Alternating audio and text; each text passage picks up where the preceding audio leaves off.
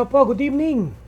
Magandang gabi po sa ating mga taga-subaybay, lalong-lalo na po yung ating mga regular at pangmalagian po nating viewers dito po sa ating YouTube channel, The OFW Trader. No? Ito po sa nakakakilala sa akin at nakakaalam ng nangyari sa akin, ay awa naman po ng Diyos ay gumaling na po tayo dun sa ating trangkaso, no? Na tumagal po ng halos mahigit 1 linggo at matagal-tagal din po tayo nagpahinga at almost 2 weeks po tayong hindi nakagawa po ng ating video. Kahapon nga po ay nagtaka po tayong mag-live, subalit nagkaroon po ng problema sa internet, kaya po minabuti ko pong isagawa na lamang po ito in a recorded analysis para po dun sa mga request po ng ating mga kasama, kaibigan, ano? Dito po sa ating Facebook page, Facebook group, no? Na Stock Market Strategy TNFA Sharing, no? At ito nga po ay mga request po nila Esther ang ating pong tatalakayin mga stocks ay requested by Esther Oiblas, Ruth Rochelle, Aldrin Apolonio Libao, Mariel Manuel Mostejo, Aljon Aliquir, Rory Roy Aguilar, Kat Parin, Celia Suryaga, Lodigia Hisopifolia, Mark Arellano Luchelbu, Rose Dizon Ballesteros, Edward Aquiles, Rose Dizon Ballesteros, Rosalie Escueta, Bong Papa Castillo, Cha Espiritu, Daniel Ornilla, and so on. Ayan, Rodel Domenico, Chad Huno, Joy Capon, Bibos Mera, Meran Bebar, at kung sino-sino pa po. Pasensya na po kung hindi ko na po kayo mabanggit na lahat. Ano? At as much as possible, I would try to shorten the video into at least 2 hours lamang po. Ano? Sapagkat tayo po ay meron pa rin konting ubo. At para po hindi mapuwersa ang ating boses, ano, sa totoo lang po, matagal-tagal po ako nawala ng boses. At ito pong mga stocks po natin na nailista ko na po dito sa may gawing kanan ng ating screen ay ang ating pong mga tatalakayin ngayon, ano?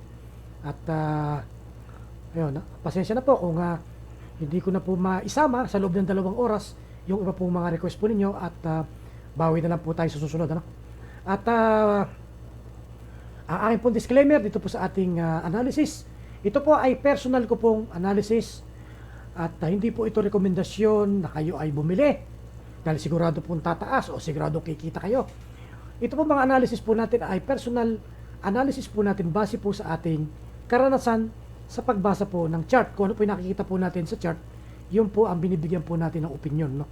So kung gusto po ninyong bumili, ang lagi ko po sinasabi, trade at your own risk po, ano? At ika nga po, professionally speaking, ang professional trader po ay hindi po niya ugaling manisi, no?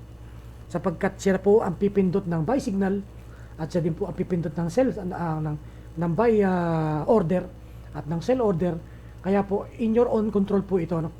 At sana po ay nakakatulong ito pong ating mga ginagawang pag-aanal. Sa totoo nga po niyan ay ginawa ko po sa mula't mula pa ang pag-a-analyze ng mga stock sapagkat ito po ay request ng mga miyembro po ng ating Facebook group, ano? Sapagkat nung umpisa po, Facebook group lang po talaga. Doon lamang po talaga ako nag-a-analyze at may nagsuggest po na mas maganda na video ang ating pong gawin. Kaya po gumawa po tayo ng mga video analysis.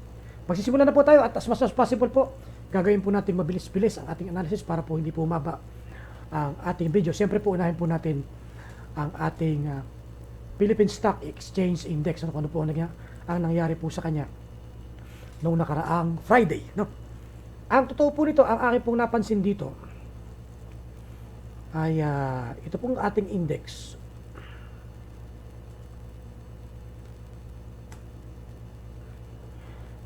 Ayan po. Ay nag-breakout po sa isang tinatawag na symmetrical bullish triangle, ano? Symmetrical bullish triangle po ito at ang dala po marahil ng pagbe-breakout po nito ay siguro po dahil nga po nabalitaan ng mga investor na starting June 1 ay magkakaroon na po ng kaluwagan po sa community quarantine, ano? Aking nga po napanood kanina sa isang balita sa YouTube na ang sabi po ng ating Pangulo, ang Manila po o ang National Capital Region ay sasailalim sa GCQ o General Community Quarantine, ano? Yun po ang kanilang pinag-uusapan. O sa madalit sabi po ay may mga lugar na po na magiging maluwag, magkakaroon na po ng transportasyon, may mga negosyo na po na muli magbabalik sa kanilang operasyon. Bagamat hindi pa po lahat, ang mga transportasyon po ay mangilan-ngilan po sa kanila ay papayagan ng mag-operate, provided po na patuloy po silang susunod sa tinatawag na social distancing, na pinatutupad po ng IATF. So ito po ang ating index. Ang naging epekto po ay isang malakas na pag-angat, breakout po sa upper triangle niya, na isang positive 4.82%. At ito nga, sabi nga ng balita, PSEI pushes past 5,800 as market celebrates NCR's reopening. Dahil nga po ito dun sa naging deklarasyon ng ating pamahalaan na bibigyan na ng luwag ang National Capital Region. At sana nga po, sapagkat ito po ay breakout sa isang triangle, ay sana nga po ay magtuloy-tuloy. Pero pag po tayong basta wag pa magpakakampante, sapagkat hindi naman po posible po na magkaroon pa ito ng mga pullback. Hindi naman po pwede na baka magkaroon ng parabolic move ay mas maganda. Pero kung magkakaroon ng mga pullbacks, normal po yun sa umaangat na trend. Napansin po natin na yung 5,800 ay binasag na nga po niya. Sabi nga po dun sa balita.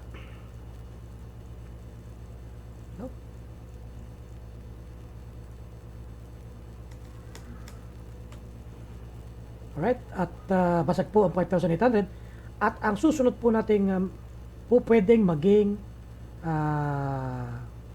expected kung lalagyan po natin ng Fibonacci tool.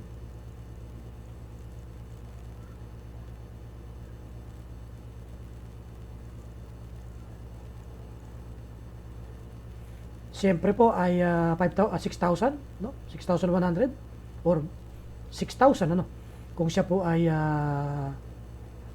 aangat ng tuloy, which hopefully po ay magtuloy-tuloy po siya, At kung atin sisilipin po sa Ichimoku Cloud, ito po ay isang Ichimoku Cloud breakout, Kung atin po sisilipin sa Ichimoku, ito po ay Ichimoku Cloud breakout, Alright? So maganda-ganda po ito, At meron nga po siyang malakas na buying volume po, Malakas na buying mula po sa mga foreign investor din, which is 955 million. Malaki-laki po ito, At kauna-unahan pong buying, sa napakahaba na pong puro selling po na nagaganap po sa ating merkado, Okay? At kung sisilipin po natin ang kanyang indicators, MACD at saka po ang RSI, siyempre po bullish, sapagkat bullish po ang kanyang current candle. At breakout po, lumagpas na po siya dun sa kanyang 50 level, Okay po. At MACD po siyempre ay bullish din, Epekto po yan ng kanyang Sana po magtuloy-tuloy siya, at ang magiging indikasyon po nito ay marami pong mga stocks, particular po sa mga blue chips ang aangat, at makakakita po tayo ng green sa ating portfolio, Okay. Tingnan po natin ang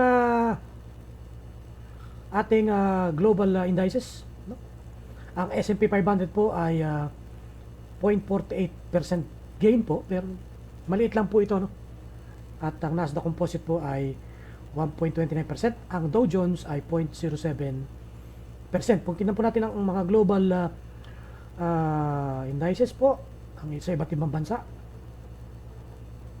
atin po silipin.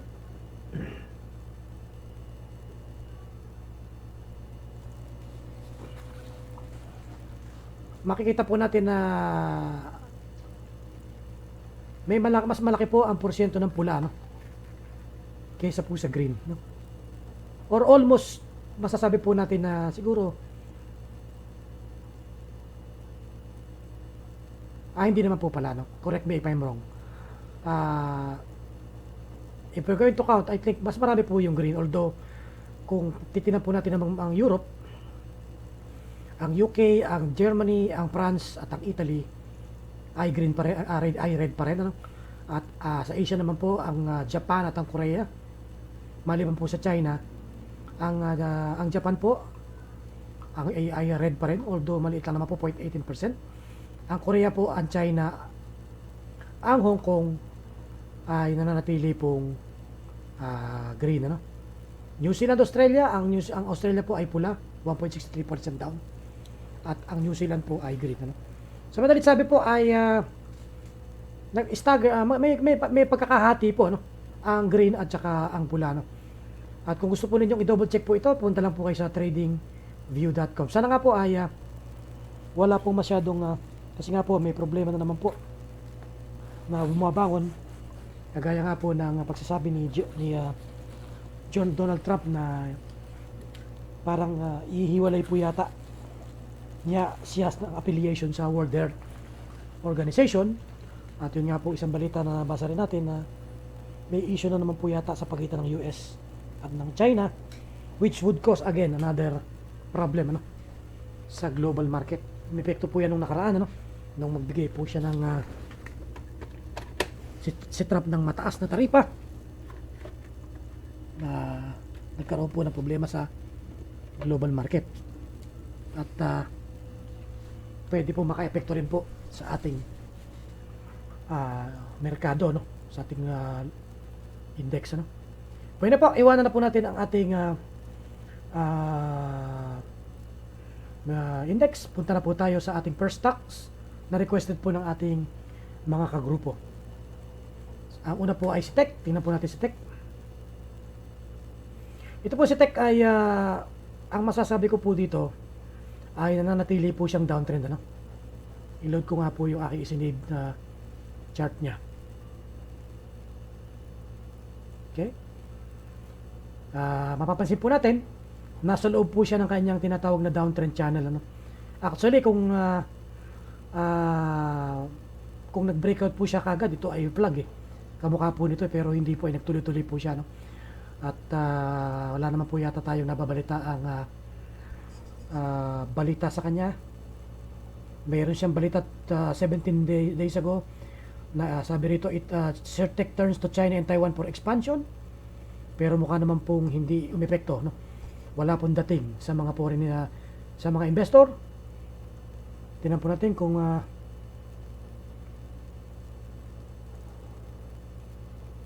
siguro po dito mga nakakaraan na umepekto yung mga foreign na pumasok. At ngayon din naman po sa araw na to ay meron din naman pong foreign buying, ano, na 172,000. Maliit lang po. Ngayon, mapapansin po natin na ang sistema po dito kay Tech, ano, gaya nga po itong Fibonacci level na ating inilagay, ano, mukha po nagsa-sideways po siya sa kasalukuyan between 7 pesos and 7.50, no?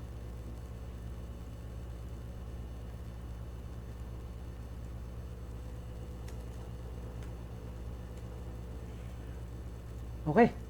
At sa 750 po, ano, pwede nating sabihin, or dito sa 756, no, ng Fibonacci, pwede nating sabihin, kung hindi po niya babasagin yan at magtutuloy-tuloy po siya dito, ay baka po siya ay mag-sideways o mag-consolidation, no? Which is a good thing kung mag-consolidation po siya. Galing po sa downtrend, ano, kasi po, pag nag-conso siya, at hindi po niya binasag yung 7 pesos, tingnan nga po natin kung may laman yung 7 pesos, kung meron nga po bang nakaabang sa 7 pesos. So meron po malaki-laking volume po talaga na gustong pumasok sa 7 pesos. Hopefully ay wag po niya yung basagin, ano. Ang masasabi ko po dito, kung nagbabalak po kayong pumasok dito kay Tech, ano, ay abangan na lamang po ninyong basagin po niya itong tinatawag nating uptrend, upper channel niya, no. Mag-breakout po siya diyan. Mas mainam po 'yon, ano, kaysa po basta kayo pumasok. Kasi kung diyan lang po siya ulit tatama at bababa uli, magpapatuloy lamang po siya sa kanyang downtrend move, ano. Okay. As we check the MACD and RSI, tingnan po natin. So makikita po ninyo ang RSI po niya talagang downtrend pa, no. So hindi po talaga advisable pasukan, no. At sana nga po kung kayo ay nakabili kay Tech ay nakapagbenta na po kayo, no, nung nagkaroon na po siya ng MACD cross, no. dito pa lang sa pagkakaroon niya ng negative cross ay nakapagbenta na po kayo kay Tech, no? Okay po. Okay. So, antayin po natin mag-breakout sa upper channel at saka po tayo pumasok. Sa ngayon po kasi there's a possibility na magkaroon ng sideways or worst case scenario. Kung hindi po magsusustain yung 7 pesos, baka po basagin pa niya, no? At ipagpatuloy po niya yung kanyang downtrend move sa loob ng kanyang downtrend channel, ano?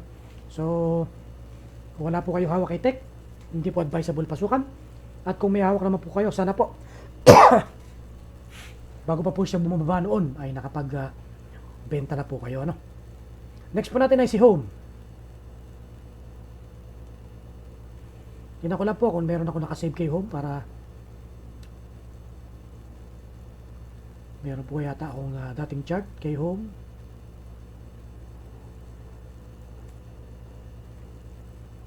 Okay, alright.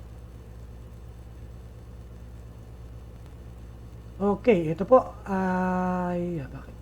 Alright. So si Home po, gaya po ng inyong nakikita, no? Okay.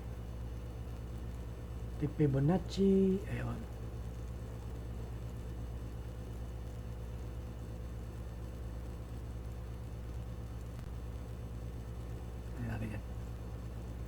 Si Home po ay kagaya ni Tech, ano, na nanunulay po pababa sa kanyang downtrend pababang channel, ano. At pero tila po nagkakaroon po siya ng pa sideways po na paggalaw, ano, sa pagitan po ng mga presyong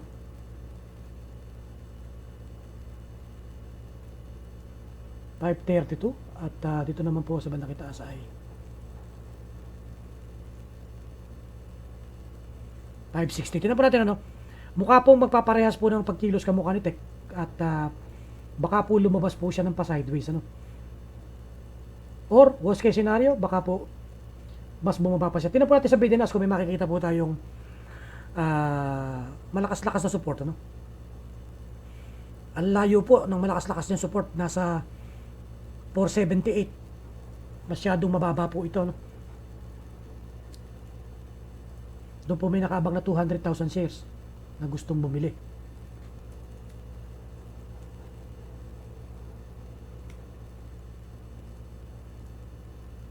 Sobrang baba, ano. Although sa 530 ay meron din po tayong nakitang 93,000 shares, ano. Pero yung pinakamalakas po niya nasa 478, no. 478. Medyo malalim po 'yan, ano. So may umaasa na lalapag pa siya diyan, kaya po 'yan diyan sila umaabang sa mas mababa. So may nag-expect na bababa pa po si Olom, no. So hindi po advisable pasukan pag ganyan, no. Wag po kayong basta-basta papasok.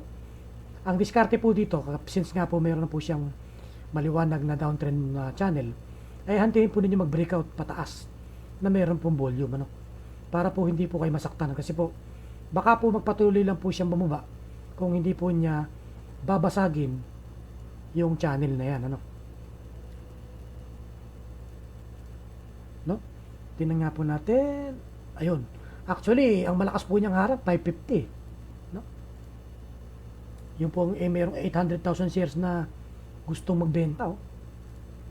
Kitang-kita po sa Bidenas, oh. Di ba? So 530 to 550. Kung hindi po siya makakawala diyan, magkakaroon po siya ng pa sideways na paggalaw. Meron po ba siyang balita? So wala po tayong alam na catalyst niya na posibleng magpa-reversal sa kanya sa kasalukuyan. Ang current candle po niya ay hindi po isang reversal candle, ano? So tingnan po natin, ano. Pag nabasag po itong 530, worst case scenario po ay bumaba po siya sa 5 pesos and pinakamalakas po ay 5,478, ano. So wag muna po kayo pumasok dito kay Home, no? Obvious po na ito ay pababa pa, even if we check the indicators, lalo na po magpapatunay na pababa siya, no? Bearish na bearish po si RSI po natin, at si MACD po, ayan, no? Meron po siyang pababa po siya talaga, bearish po si MACD. Okay? Simple as we can, no? Check nga po natin sa Ichimoku Cloud kung ano ang sitwasyon. So talaga pong napa-downtrend po siya dahil nasa ilalim po siya ng Ichimoku Cloud, no? Okay? Ang MA9 po at MA20 ay may bearish cross at ang net po rin po natin ngayon, no? Pangalawang araw na po na nagbebenta, no? Okay. After po a very long run of buying, nagbenta po sila ngayon, no? Karoon po ng negative sentiment sa local investor at maging po sa foreign, no? Okay. Next po natin ay si PXP.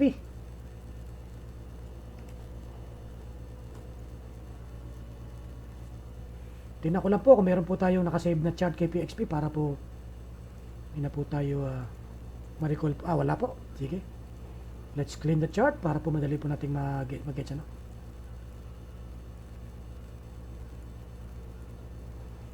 Okay, napapansin ko po dito kay PXP ay meron po siyang established na uptrend move, ano? Kung lalagyan po natin siya ng trend line,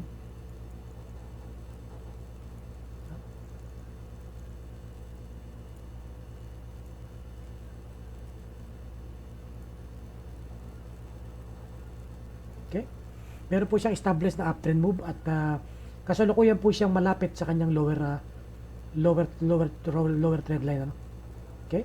This is a trend line, hindi po ito channel kasi nga po hindi po ito parallel channel, ano? At mapapansin po natin pabukas siya, no? Para lumalaki po yung kanyang range. Hindi ko rin man po matatawag na rising wedge sapagkat ito po ay pabaliktad, ano? Ibig po na papaliit ay papalaki po siya. So tingnan po natin kung siya po ay magpatuloy umakyat dito po sa kanyang channel, ano? Ang kanya po nakikita kong support dito ay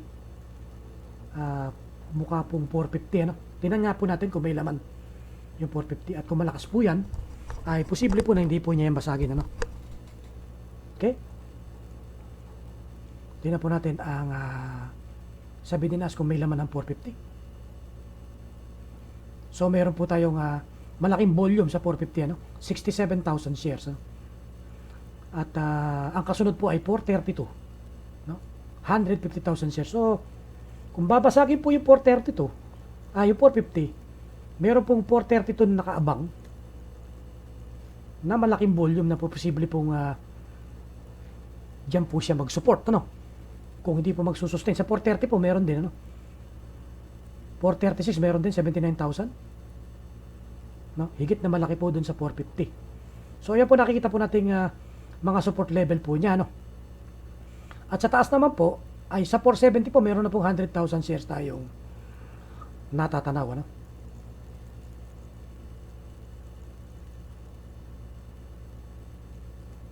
$470. So maliit po yung range niya, no? Kung hindi po niya kayang basagin yan. Okay. Lumagpas po tayo kasi covered yung candle. Hanap pa po tayo ng next possible resistance niya. Sa 470 kasi meron ng malaki. 490 po, no? So almost 5 pesos, no? Meron pong malaking volume, 133,000 mahigit, ano? So let's say 5 pesos po para po psychological resistance, ano? So ayan po magiging galaw po niya, no? Kung hindi po iyan di niya makakaya itong resistance na to, posible po mag-sideways po siya dyan, ano? Sa ngayon po, kung kayo po ay nagbabalak bumili, medyo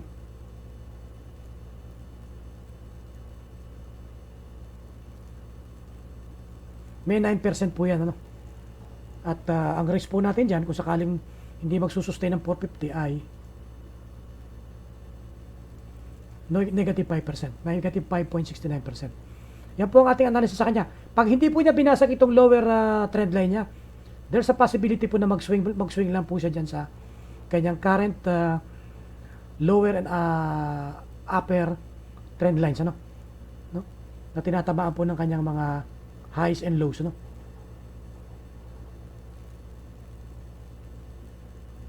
Okay po. Tingnan po natin kung meron po rin na buying na naganap or selling.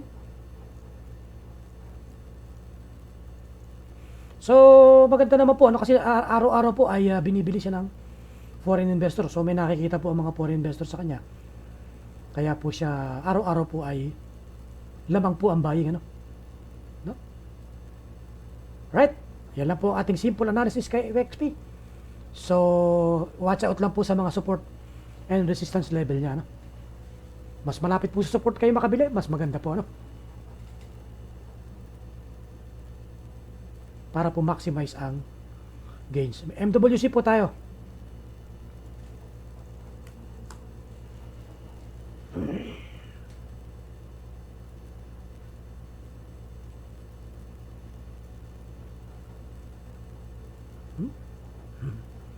Bakit meron tayong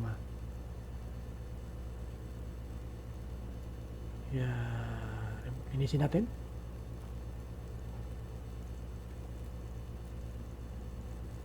Baka po tayo meron nakasave na chart sa kanya dati. Alam ko, nag-save po ako ng mga charts eh. Wala. Okay, ito po si MWC kung ating pagmamasdan, ano. Kung lalagyan po natin ng trendline, medyo malaki-laki po yung kanyang ano. Ugaliin po ninyo maglagay ng trendline, ano. Pag duktong-duktong po ninyo yung ano, yung kanyang mga lower lows. Mga lows, no.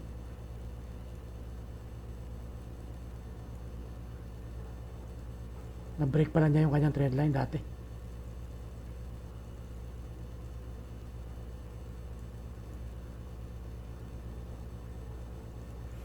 Trendline breakout po ito, ano? Lumabas po siya doon sa kanyang trendline, ano? Umangat po siya at muli po siyang bumaba. Tingnan po natin ang kanyang mga support and resistance level, ano? 11 pesos po, ano? May nakaabang. Meron po nagtangkang bumili nung Friday. So ito po masasabi po nating pinakamalapit po niyang support level, ano? 11 pesos at ang resistance po niya ay 12. May malaki pong volume sa 12. So yun na po gamitin natin, mga psychological levels po yan, ano?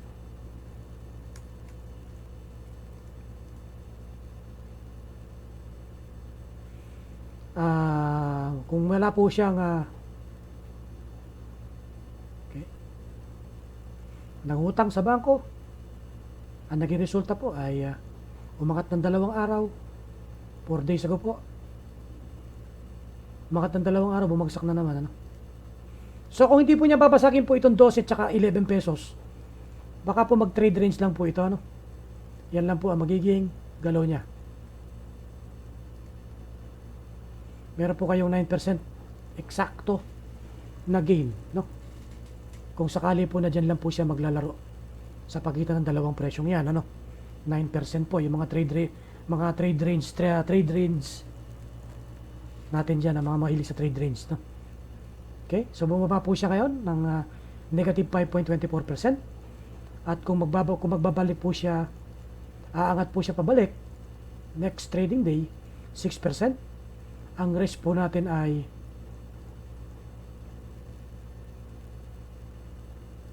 negative 1.96%, ano? So it's up to you po, ano, kung gusto po ninyong i-trade range, no? Pero sa nakikita ko po, malakas po yung harang niya sa dalawang presyong yan. Baka po kasi for the meantime, ano, ay dyan lang po siya maglaro, no? Let's check the MACD and RSI. Tingnan natin. So bearish po si MACD. Si RSI. Although parang nagsusupport po siya sa 45 level. At 40, parang ano din, ano? Parang balak din mag-sideways, ano? 45 and 55, ano? Sa MACD naman po ay bearish pa rin po si MACD, ano? So, based on the indicator, baka po mas bumaba pa siya, ano? Ingat lang po, ano? Huwag po kayo basta-basta pumapasok. This is not a reversal candle na pwede nating masabi na aangat po siya, provided po na mag-hold po itong 11 pesos support niya at umangat po siya uli, ano? So sa ngayon po, ang malinaw pong move niya ay pababa pa, ano? Okay, M-wide po tayo, M-wide.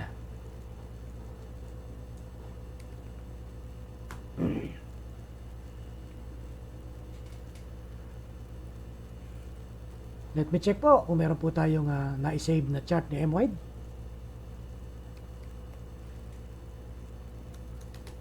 Wala. Okay. Ito po sa M-Wide, pagka po nilagyan natin ng ng let's clean the chart po natin. Remove the other indicators. Alright, para malinis.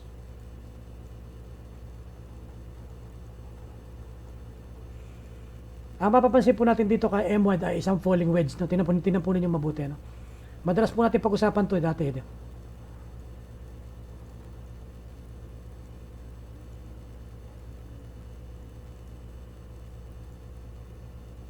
No?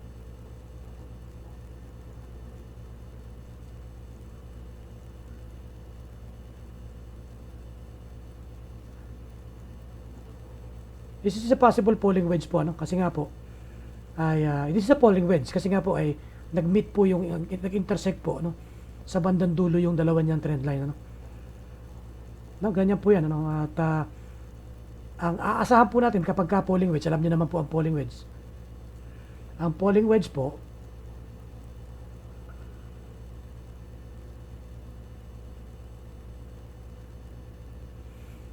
regardless po kung ang falling wedge po ay regardless kung galing sa uptrend or downtrend. Basta po pababa yung pinaka pattern po niya. No? Kahit po yung galing sa uptrend, Ito galing sa uptrend. Meron din po galing sa downtrend, Na falling wedge, Ayan, galing po sa downtrend na falling wedge. Pwede po mag-breakout, So, abangan po natin si M-Wide kung magbe-breakout po, Yun na lang po ang discard dito kung siya po ay magbe-breakout. Save po natin to, para po ma-monitor po natin yung kanyang mga paggalaw niya.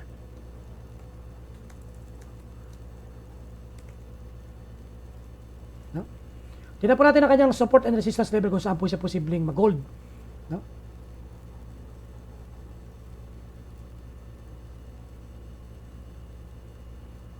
So, mapapansin po natin, ang lalaki po ng volume na gusto pumasok sa kanya, So, we can say, na inevitably ay baka po siya mag-breakout. So, tingnan natin. Since falling wedge po siya, meron po tayong clue na pwede po natin siyang ilagay sa ating watch list. Okay? Sa 431 po ay 430,000 shares po yan. Sa 465 ay merong half million shares na nakaabang. Malalakas po itong mga harang na to. Lagyan po natin ng sa 430 465 sa 465 po mayroon din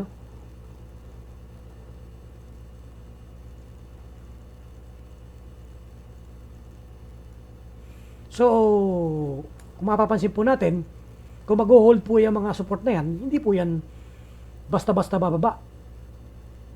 Magsisilbi po siyang harang salo sa ilalim malalakas po ito at 100,000 shares po ito.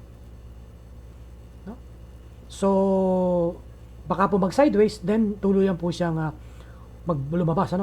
Pagka po nag-breakout na may malakas pong candle, at may meron po tayong volume syempre na malaking buying volume, maganda pong pasukan ito. Kung ganun po ang mangyayari. Sa resistance naman po, nakikita ko po malakas na resistance ay 510. Pero ika nga po kung mayroong buyer talaga na magpapaangat sa kanya, wala po yung mga resistance na yan. Pwede po yung basagin. So, basic on the pattern, lagay niyo po ninyo sa watchlist at abangan po ninyo mag-breakout. Wala nga po kasi tayong sa bagay, yung mga gumagamit ng AAA equities at saka yung Metrosec Pro, pwede po kayo mag-limit order. Abangan po ninyo sa mag-buy po kayo dito sa bandang ibabaw. Automatic buy on breakout po kayo, pwede po yan. Abangan po ninyo. Basta po meron siyang malakas na volume, mag-aabang po tayo ng breakout dyan. Huwag lang po magkaroon ng bad news. Kaya nga po nang nangyayari kay Jollibee, mamaya pag-uusapan po natin, ay bagamat bullish triangle po siya, ay nag-reversal pababa, no? Dahil nga po sa kanyang negative, napakalaking negative earnings report, no? Tingnan po natin kung nagkaroon po ng net foreign buying. Okay, M White still below Ichimoku Cloud, below MA50 and MA100, MA9, MA20, ano? So, napakalaki po ng kanyang naging net foreign selling sa araw to, 38.52 million. Okay? So, wag muna po din nating papasukan, ano? Sabi nga po sa inyo, buy on breakout na lang po, hintayin na lang po ninyong mag-breakout kung magmamaterialize po yung kanyang falling wedge pattern, no? Okay? URC po, punta natin si URC. Ang next po nating chart, requested po pa rin ang ating mga ginigilo na mga, ayan, maganda po ang naging paggalaw ng URC, no? Kaya lang, ang ating issue dito, malapit po sa isang malakas-lakas na resistance, ano? So, medyo ingat, no?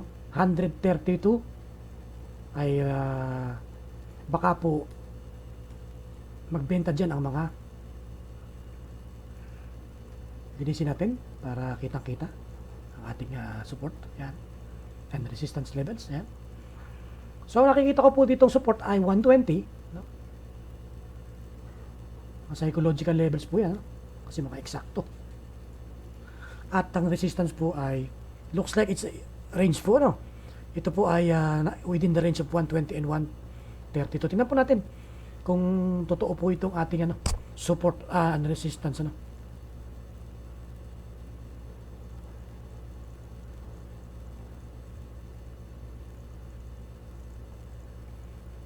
May maliit lang pong may maliit lang pong support sa 120. Pero based on the chart, ito po ay ilang beses po niyang pero mukhang ang malakas po niyang support ay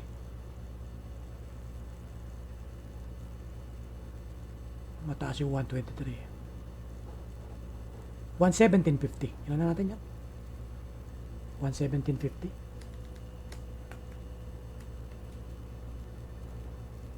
Okay. Mas tama, kasi po doon po talaga tumukod, yung ating mga candles, ano. Okay. Sa taas po yung ating 132, tinanong natin kung meron nga bang talagang gustong magbenta dyan. Actually, doon sa closing price, meron gustong magbenta ng malaki, no?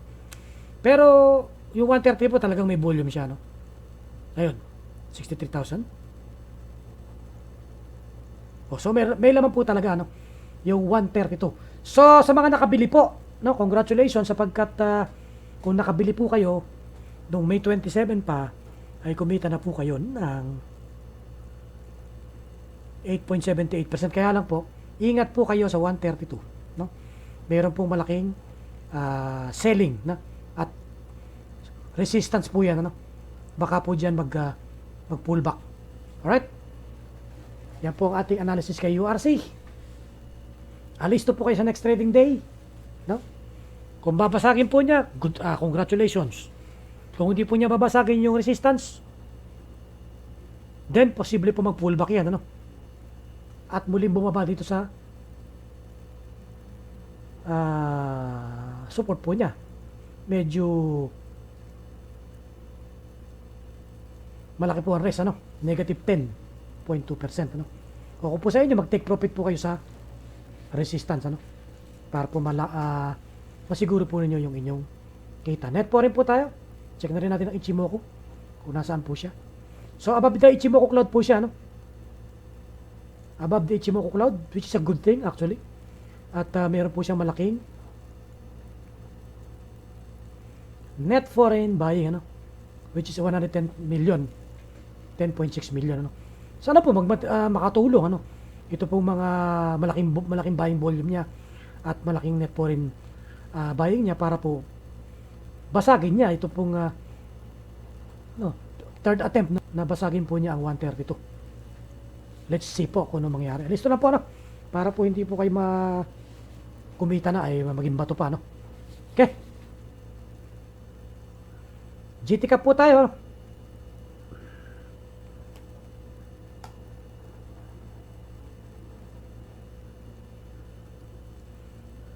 Ito po si GT Cup. Tingnan po natin muna, no, kung mayroon ako naka-record. Gusto ko po kasing ma-check kung may naka-record ako pa. Kasi po, meron na po ako mga dinrobingan. No? Okay. Alright, let's clean the chart. Ito po si GT Cup, parang ano rin po, polling wedge. No? Kita-kita, oh. Tingnan po ninyo.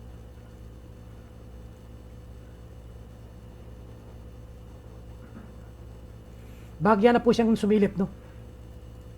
Doon po sa kanyang masyado po tayong inuulan ng mga falling wedges, no? Okay? Ito po ay nagsisimula na mag-materialize, ano? Yung kanyang breakout sa kanyang falling wedge. Okay? May malaki pong volume, so sana po nakapasok kayo, no? Kasi magandang pakitain po ito, no? Para kay GT Cup. Tingnan po natin ang kanyang support. Basing on the chart alone, pwede po nating masabi na ang kanyang support ay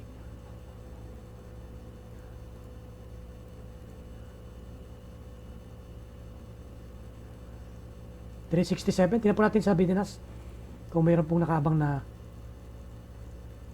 gustong pumasok. Ang 370 po ang may malaking volume, no? 365 din. Ayun. 360. Tingnan po natin ang 370 kung saan tumapat.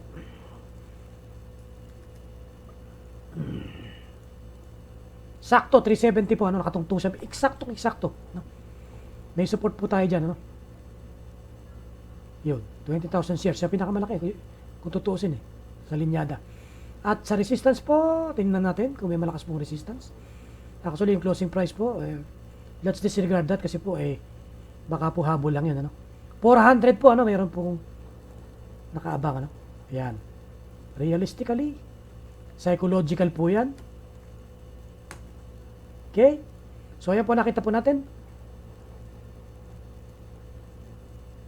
Na kanya pong galaw. Meron pa po nalalabing 3.33%. Ang ating po risk ay negative 4.3%. Mas malaki po ang risk kaysa sa reward. So, wag na po kayong pumasok. 3%. Kung may malaki kayong capital, gusto nyo sumugal, sugal po yan. May 3% po yan. Pero hopefully po, magpatuloy ang kanyang breakout, Wala po tayong alam na catalyst. Okay? Kung magpapatuloy po yan, kasi nga po, kung falling wedge po yan, breakout, usually po, ayon po sa mga eksperto, yan po ay magpapatuloy umangat, base po sa pattern, ayon sa mga eksperto. Pagka nag-breakout po yan, sa kanyang falling wedge, ay huge upside breakout po yan. Sabi po nila, hopefully po, mag-materialize, yung kanilang, yung sinasabi po ng mga nag-a-analyze po ng Regardless po yan kung galing sa uptrend or downtrend, Basta po falling wedge. Dalawang klase po kasi yan, Merong galing po sa uptrend at meron din pong galing sa downtrend, Pwede pong galing sa downtrend ng falling wedge pero mag-uptrend pa rin po yan. Yan, regardless po yan, Regardless galing sa downtrend or uptrend, basta po falling wedge, pwede pong mag-uptrend po, mag-breakout pataas. Okay? Malino na po tayo dyan. Iwanan na po natin yang si GT Cup. So, ito po sa mga nakabili sapagkat umpisa po yan ang kanyang pag-angat. Hopefully po, mag-materialize ang falling wedge breakout po niya ng tuloy-tuloy. Base po sa sinasabi ng mga eksperto. Dito po tayo kay Dito. Ayan. Alright, ito po yung ating recorded dati kay Dito. Ito po ay dating bullish pennant pattern at nag-materialize po yung kanya pong bullish pennant pattern or bullish symmetrical triangle. Nag-breakout po siya paangat. So hopefully po ay magtuloy-tuloy po siya. Umangat po ito pong si Dito. Abangan po natin mga resistance level sa kanya. Siyempre kung saan po may malaking pagbili, pagbenta ng mga big time buyers po natin at saka sellers, Tingnan po natin kung saan po. Sa 250 po, malayo ang 250, meron 2 million. Malayo yan. Di pa, ano, no? Ang kasunod pong malaki, unfortunately, ay 230. Meron pong 4 million tayo dyan, ano? Medyo malapit, ano?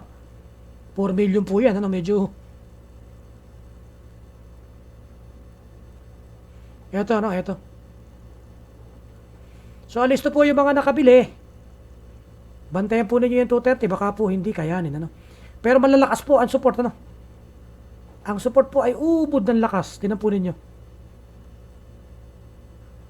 Puro po milyones, ano? Mula po sa 222. Mula po sa 222 hanggang po sa 214, ano?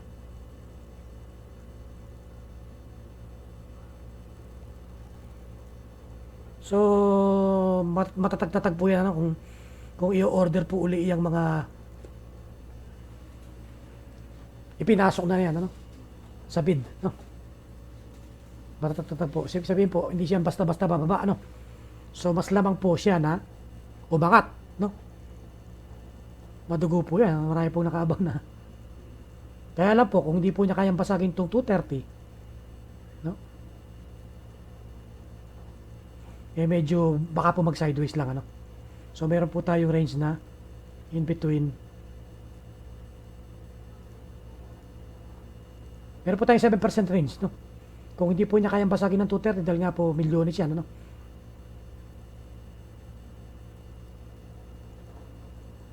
Ay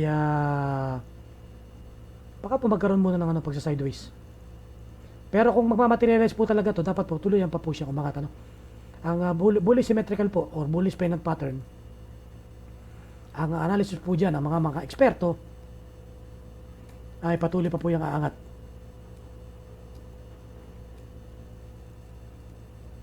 No? Ayan po analysis nila diyan, no. Patuloy po siyang uptrend continue, sabi po nila, no? Hopefully po ganyan ang mangyari, no? Magtuloy-tuloy pa po siyang umakyat. Well, sabi ko nga po sa inyo, basta walang bad news, technical analysis will prevail, no? Pero pag may bad news po, kagaya po na nangyari kay Jollibee, pamaya pag-uusapan po natin. Kasi po bullish pennant pattern din po si Jollibee actually, no? Galing po sa uptrend. Pero hindi po nagmaterialize dahil po sa isang bad earning report. Tingnan po natin, no? So, sideways po muna. Baka po, two things may happen. Maaari po mag-sideways or mag-materialize po ng tuloy-tuloy yung kanyang breakout po sa kanyang bullish pennant pattern, no? Pagtuloy-tuloy po siyang umangat. Congratulations po, ano, sa mga patuloy na kumikita. Dito po kay, dito. Okay? Let po rin, tingnan po natin kung meron pong bumili sa kanya. Tuloy-tuloy po pagbili ng mga foreigner at ngayon nga, nung nga pong biyernes, kahapon ay napakalaki po ng kanyang ano, buying, which is 2.27 million. Ano? Okay? Right? At kapapansin po ninyo sa Ichimoku Cloud, ano? Sumilip na po siya. No? This is an Ichimoku Cloud breakout din kung magtutuloy-tuloy po siyang umangat, which is a good thing. Ano? Sa mga nakakaintindi po ng Ichimoku Cloud, ano? This is a good thing pag nagtuloy-tuloy po siyang umangat. Alisun lang po sa mga resistance levels 230 to 250. Ano? Next po natin ay si Bloom. Okay? Bloom po tayo. Yun, meron na pala tayong dating analysis kay Bloom. Alright. Ayan.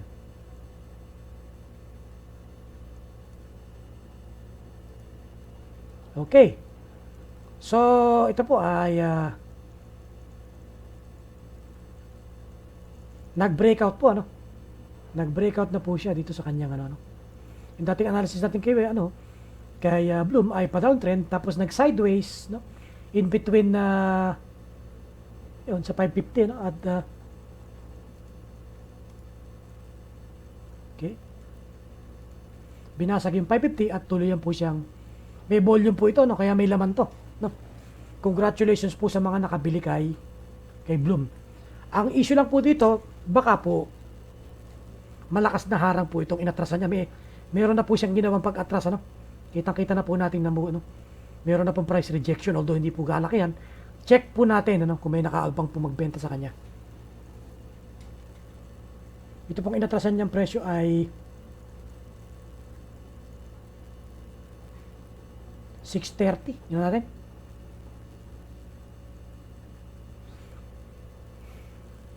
Okay.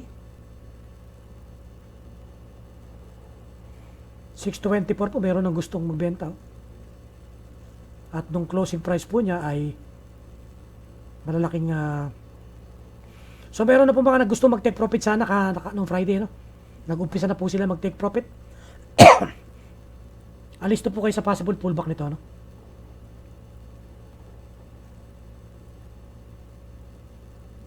Ang malaki pong harang niya ay 650, no? Malaki po yung harang niya sa 650. 370,000 shares, no?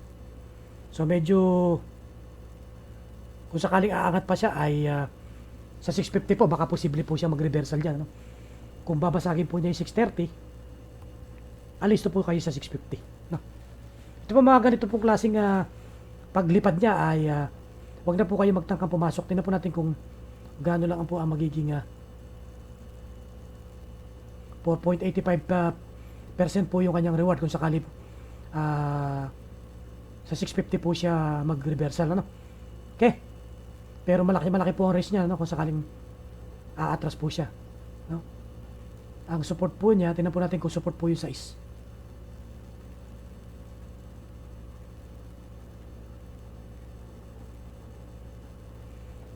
Yan, support po yung 6 pesos, ano?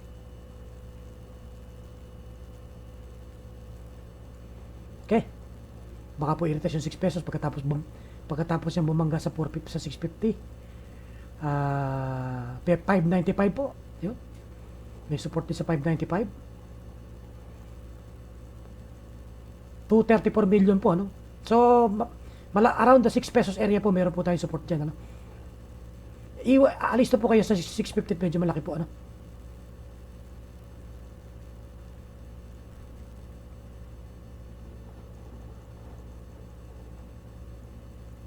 Alright. Okay. Yan po ang ating analysis kay Bloom. Alis na po sa 650. No? Baka po dyan mag-reversal kung or alis rin po sa 630 kasi meron din po laman yung 630. Ano? Tayo nagkakamali. Meron ba laman yan?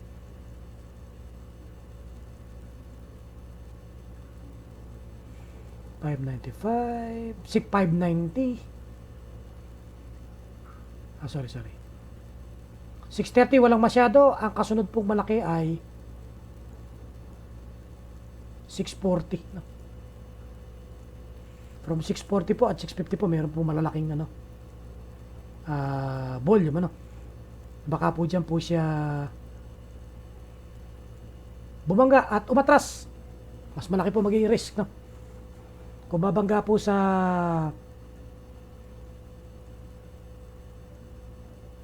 7%, ano, ang ating negative 7% po ang risk kung babalik po siya sa 6 pesos. So ingat po, malapit na po sa resistance para po hindi po tayo masaktan at mag-lock in profit na po tayo, ano? Next po natin na si ICT. Ano po natin?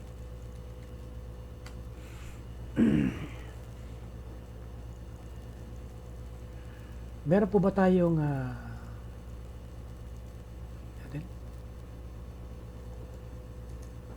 yun, meron po tayong nakasave kay ICT dati. Tingnan natin. Ayun, yun po pala naging galaw ni ICT, ano? Nag-sideways po siya palabas ng kanyang dating uptrend channel, ano? Yun po naging kanyang paggalaw. Ayun. At nag-breakout na po siya ngayon, ano? Sa kanyang sideways move na may volume. Okay? Tingnan po natin kung magpapatuloy, ano? Yung kanyang pag-angat. Ngayon, ang gawin po natin, tingnan po natin ang kanyang magiging next resistance level, ano? Na po pwedeng magsilbi po niyang harang at maging take profit zone nyo na rin po, ano, para po makapag take profit kayo. 89, ano, so 89 to 90 area. Okay, 89. Wala naman sa 90 tayo nakita. Alis na po sa 89. Kung ipapasok po ulit itong order na to, talaga pong tinamaan niya yan, ano? So talaga pong significant po yung resistance level na yan, ano? Check po natin ang support niya. Tingnan natin yung 80 pesos kung talagang may laman.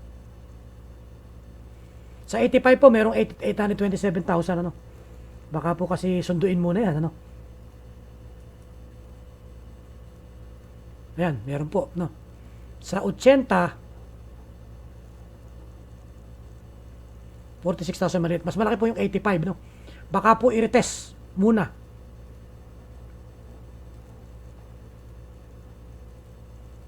Yung 85, at hopefully after i-retest yung 85, ay magtangka po mo siyang uli siyang umangat, ano? No? Tingnan po natin kung ganyan na mangyari. Kaya ang advice po dito, pag nag-pullback po siya doon sa susunod na trading day, wag na kayo muna pumasok. Abangan na po ninyo kung saan po siya magbabounce. Okay? Medyo malakas po yung 89, na support, no? At ang next po niya magiging harang after 89,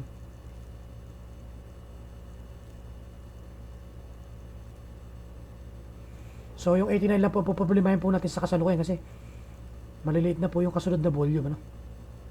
So siguro 92. Kung titignan po natin, base na lang po tayo sa chart, no? Ayun, no?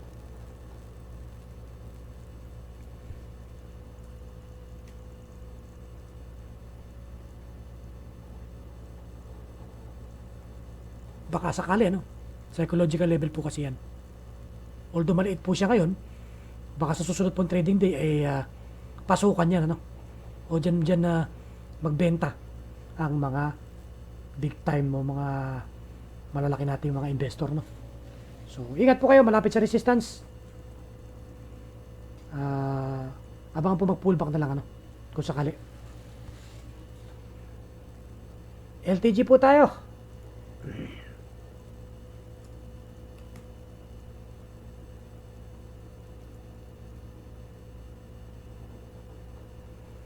Meron po ba ito parang ano din, no? Para ding falling wedge breakout or lagyan po natin ng lagyan po natin ng ng trend line, ano.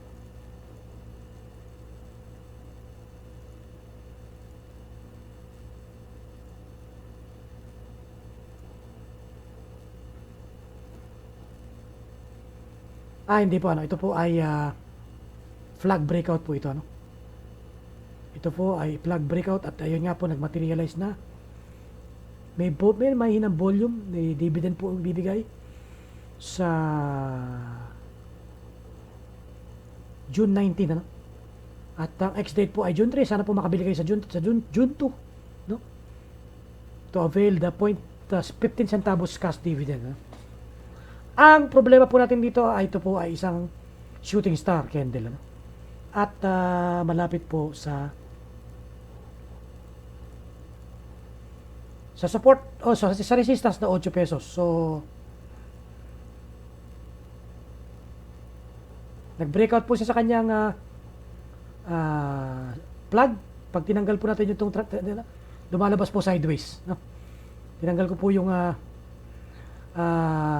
ano niya, lumalabas po, nagsa-sideways po siya in between. Ayan. Okay. 7, 15 and 8 pesos po, ano? So meron po tayong range, no?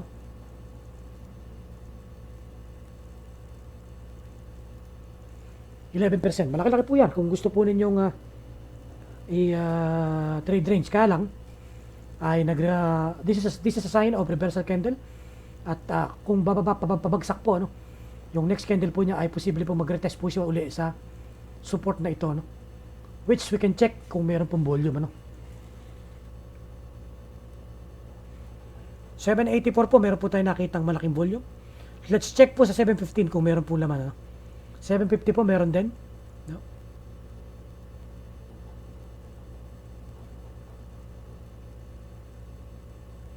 Ang 715 po ay meron din, ano, 180,000, ano. So may laman po siya, no. At sa selling po ay 827,000, meron konting volume from 799 tsaka 8 pesos. Mas malaki po yung 804, somewhere there, ano. Malapit po sa 8 pesos meron po tayong mga harang.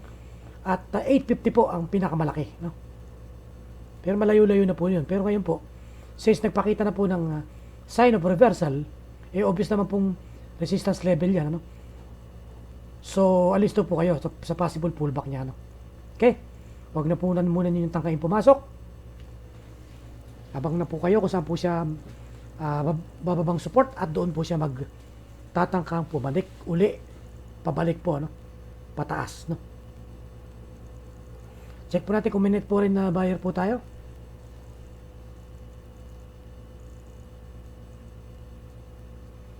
May maliit pong net po rin buying, ano, which is only 2,930. No? Okay. So, ayun po, no? Sa Ichimoku Cloud po nakatukod, ano? Yun ang problema, no? Nakatukod po sa Ichimoku Cloud. Medyo malakas pong resistance level po yan, no? So, there's a big possibility po talaga, no, na umatras. Kaya po wag po kayo basta pumasok kay LTG. Kung kayo po naman ay nakabili na dito po sa bandang ibaba, ay secure your profit po na po kayo dyan, no? No? Secure your profit. Wala po tayong malaking volume, no? Para po natin masabi na itutulak po siya pataas pa, no? Let's say, kung gano'n na mangyayari, obserbahan mo na lang po rin sa susunod na trading day, no?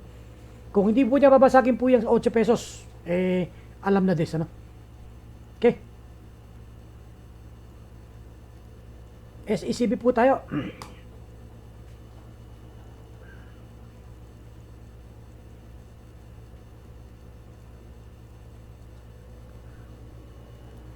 SECB, ayan. Hatiin po natin sa dalawang part itong ating analysis. Since marami po tayong stocks na naka-line up, pagkatapos po ng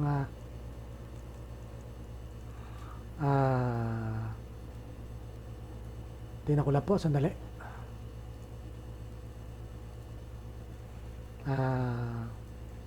Pagtungtong po ng let's say 1 o'clock AM, no? Ang oras po ngayon ay 12:16 AM, no? Ay hinto po natin at ituloy po natin sa part 2, no? Para po hindi po masyado yung mahaba po itong video. Let's see po, no? Mapakalahati ko man lang, ano?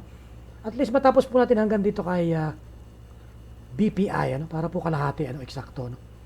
Para po hindi masyadong mahaba yung ating video. Okay. Ito pong si SEC Security Bank po natin, ano? Ang ating pong napapansin. Let's clean the chart po para, pero po kasi ang prepared ng iba, malinis na chart lang, ano?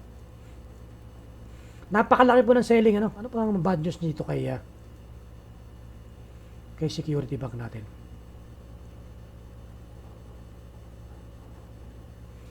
Removal of that was 4 days ago, so wala na pong ano yun, no? Dahil bagsak ba ang finance natin ngayon? Tingnan natin, sadali lang po, ano?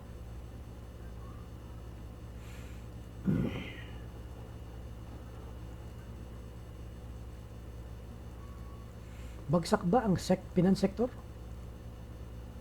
Hindi naman, ano? Kaya napakalaki po ng volume ng selling nitong si Security Bank.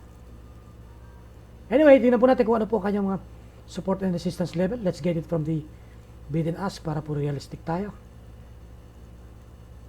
80.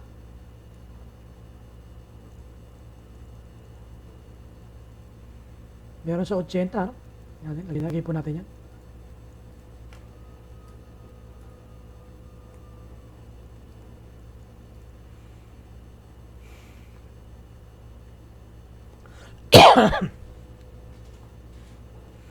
Sa resistance level po ay 90, no?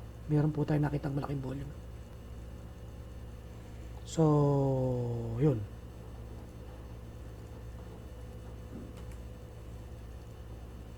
Okay. So, nag-bounce po siya dati sa 78 area. Umangat po at bumagsak na naman. Napakalaki po ng ano. Napakalaki po ng kanyang nasave ko ba doon si security bank? Tingnan ko lang po sandali ano. Parang dinrawing nga ito ng triangle eh. Ayun. Ayan. Ha? Ito po ay falling wedge. Yun, kaya pala. No? Falling wedge po siya. Nag-materialize po ano. Yung kanya pong pagiging falling wedge at nag-breakdown. No? Kaya sabi nga po sa inyo, pagka nakakita kayo ng falling wedge, regardless kung galing sa uptrend or downtrend, ayan po, ano, nag-materialize po yung falling wedge po niya. No? So, this is bad news. Ano? Kaya po pala nag-drop down at bumaba pa imbis na mag-fill the gap. Ano? So, let's see po ano, kung I would not advise for you to enter this kung wala po kayo talagang entry. Ano?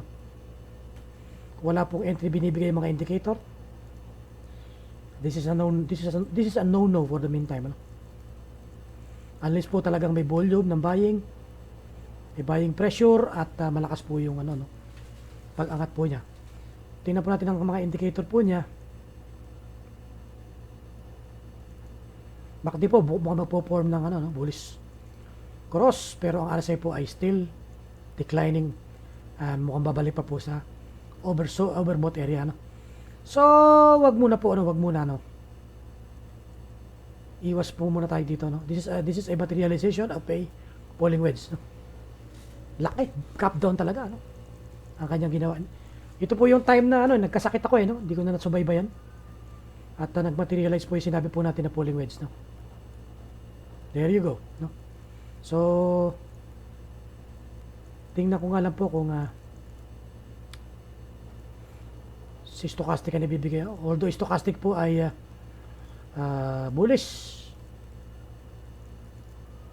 at CCI po ay bullish, ano? Pero wala pong volume, ano? Wala pong volume. Wala po tayong nakikitang ka-volume. Ang malaki pong volume niya ay selling, ano?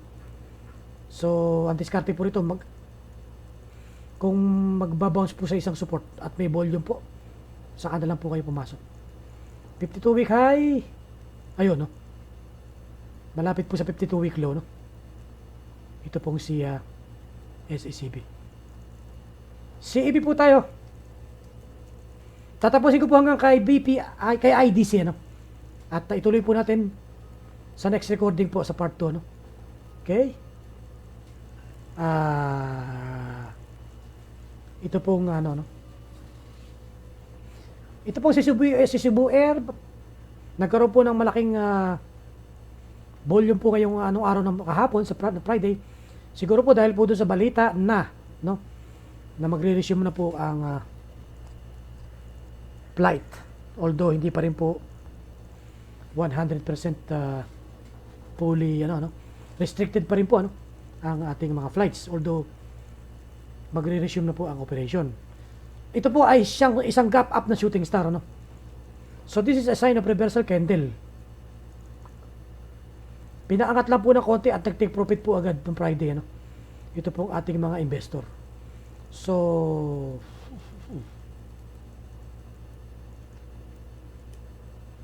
meron po pala tayong dating drawing sa kanya, si EB. And this is also another falling wedge, no, na nagmaterialize din, ano. Yun. Alright, kaya po pala. This is also another falling wedge na nagmaterialize din po. Nung bago po ako magkasakit ay sinabi ko po sa inyong ito ay falling wedge. Ayan po ang aking previous drawing sa kanya, no. At ngayon nga po ay nag-bounce po sa 52-week low, pero current candle po niya isang napakahabang wick na shooting star. So this is not a good timing to buy, ano. Although maganda nga po kung nakabili kayo sa 52-week low, maganda pong entry point po yan, ano, kasi nga po bottom na bottom po yan. Kaya lang nga po baka po mag retrace pa, no. mag-retest pa uli sa 52-week low since the shooting star po ito, no? Tingnan po natin sa bid and ask.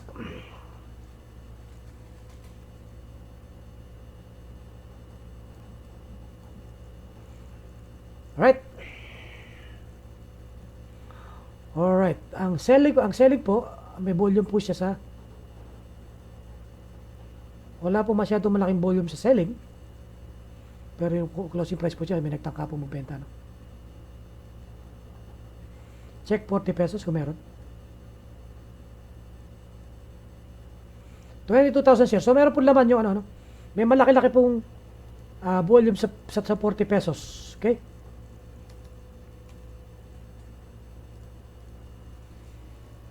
Alright.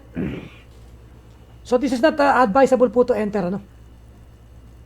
Sa mga nag-aaral po ng reversal candle, this is a sign of reversal na ang posibleng maging kasunod na candle po nito ay downward. Baka po i-retest po niya yung 52-week low niya, no? So no good, no? Kung sana po nakapagbenta kayo, no? Kasi po kung nakabili po kayo ng opening nung last Friday, umangat po siya ng up to ano, no? Up to 16.81%, no? Nakapag-take profit po sana kayo, no? Nakapagbenta kayo bago mag-closing, no? Let's check the intraday chart.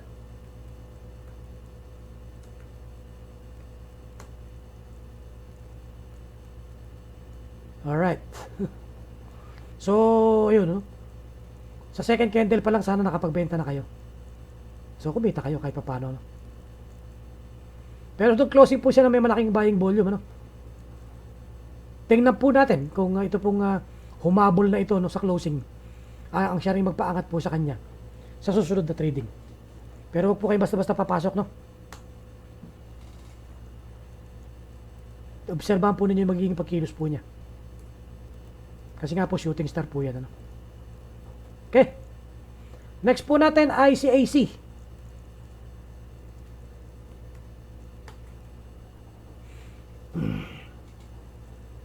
Alright, si AC po, ano, yun. May dati po tayong drawing kay AC. Napakaganda po ng naging pagkilos ni AC, ano?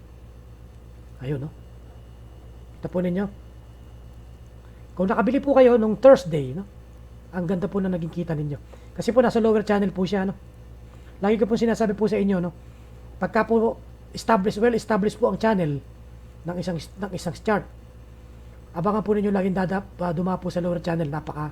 Mamamaximize po ninyo ang inyong kita. Elliott wave formation 1, 2, 3, 4, 5. So umangat pa po siya, so it might form another set of Elliott wave, no? Kasi po ang Elliott wave po kasi pwedeng maulit ng 2 beses, depende po yan, ano? Pero since hindi po siya lumalabas sa kanyang channel, maganda po ang galaw nitong si AC, ano? Nagbigay po siya ng positive 8.81%. So 650 po ang kanyang support, no? At ang resistance po niya, alisto po tayo. Tingnan po natin sa bid and ask kung saan po siya posibleng pagbentahan, ano, ng may malaking volume.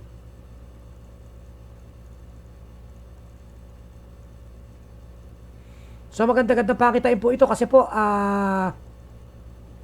wala po tayong nakikitang malalaking volume ng benta. Sa madalit sabi po ay aangat pa to, no? Posible pa po ang pag-angat niya kung magkaroon man ng mga pullbacks. Basta wag lang po siya lalabas dito sa channel niya, aangat pa po ito. Laki ng volume niya. Abangan na lang po ninyo kung tutukod po dito sa upper channel, doon po siya.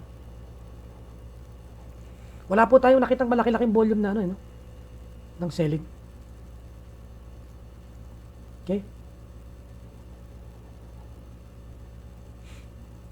800, tingnan natin. 800, 1,650 shares lang, maliit eh. Ang totoo, ang malaki-laki sa kanya ay itong 750, which is 3,000 shares. Ay, hindi ko, sa bagay, malaki ang presyo nito. Malaki yung 3,000 shares, no? 750, may 3,000 shares. Pero sa 719.50, may 32,000 shares sa 720. So matatag-tatag po yung mga support po niya, no? So marami pong gustong bumili. So may potential pa po siyang umangat, kaya lang maging alisto po kayo kasi very obvious po, ano, na humihinto po siya pag tumatama dun sa upper channel. Okay? Next po natin ay si Mac.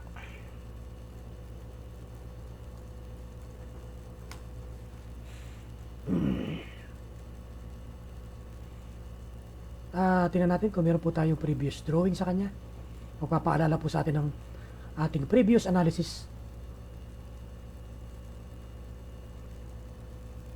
Wala. Alright. Let's start fresh. Si Mac po ay tila nagsa-sideways, ano? Parang double bottom po to, ano? Parang nagdo-double bottom po siya. Pero malakas po yung 450. So, kung hindi po niya babasagin yung 450, baka po mag-sideways. 52-week low po, ano? Ang mga investor po, ang inaabangan po nila, makabili sa malapit sa 52-week low. No? It means, ito po ang pinakamababang presyo na naabot po niya sa loob ng isang taon. Ano? So, nasa bottom po siya ng kanyang 1 year price. Ano? So, maganda po yan kasi malapit siya dyan. Ang ano nga po, tingnan po natin kung kasi nga po, pag-normalize na po ang mga airlines, kaso nga po, itong Friday ay 2 araw po siya umagat at nag-take profit po agad, ano? Yung mga investor po natin, ano? May malaki po siyang sell volume. 19 million. Net foreign, tingnan natin. At ganoon din po ang mga foreigner, ano? May malaki rin pong selling, nag-take profit po ang mga foreigner, no? Alright? So, kung hindi po niya babasagin yung 450, magsa-sideways po siya. Abangan po ninyo, baka po mag-retest po sa 52-week low. Diyan po kayo bumili. Mas maganda po, mas malapit yan. Okay? Obvious po yung 450, ano? Oh, may laman talaga, ano? Pero po talagang laman, medyo malakas, no? At tumatras na nga po siya, baka po magpatuloy po siya matras. I-retest ang 4 or bumaba pa sa 342, no? 380 merong malakas na support. 355, no? So tingnan po natin kung saan po siya magbabounce. Pero since hindi pa po nagbaback to normal talaga 100% ang mga negosyo ng airlines, ay baka po hindi po ganun kaganda pa maging galaw nito, no? Ito si Mac. Okay. MPI. Next po natin.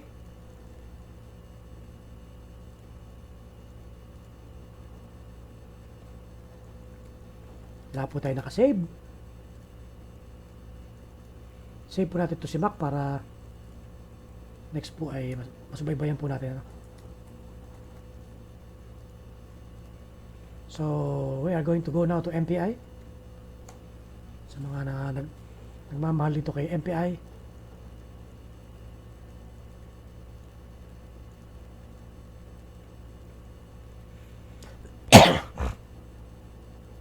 Let's clean the chart para po malinis. Tingnan. Okay. So, nung po tayo nagkasakit, ayun. Ito po ay falling wedge breakout din, ano? Tingnan ko nga po. I-recall ko lang po, ano? Hindi ko lang na-save, eh. Maging alisto po kayo sa mga falling wedge at saka sa mga rising wedge, ano? Ayan, no? Okay. See? Nag-intersect po siya. No. So, falling wedge breakout po yan. At yun nga po, nag-materialize. At titignan na lang po natin kung magtutuloy-tuloy po siya. Kung mga siyempre kasi yun po ang analysis ng mga save po natin si MPI para next po ay meron na po tayong record sa kanya. Let's check po ang kanya mga resistance levels at saka support. 295 po, meron pong 1.18 million, ano? Actually, nung closing price po, meron na pong gusto magbenta sa kanya. Pero disregard na po natin yan kasi closing price, magkakaroon po ng ibang move sa opening day, ano? So, 295 po meron. So, malayo naman po na yan, ano? But you can consider that as a take profit area. And 3 pesos po, ano? Ang laki ng 3 pesos. 3 million na.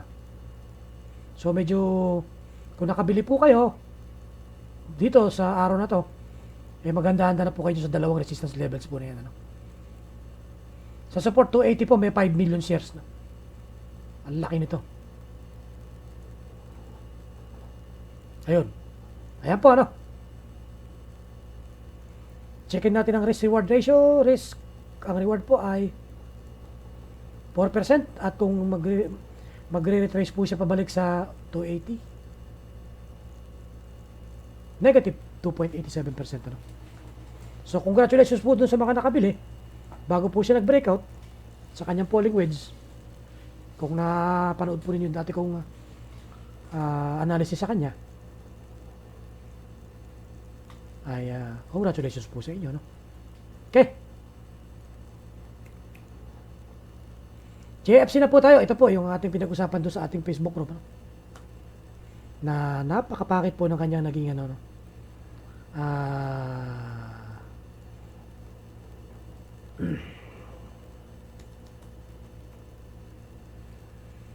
Napakapakit po ng kanyang naging ano.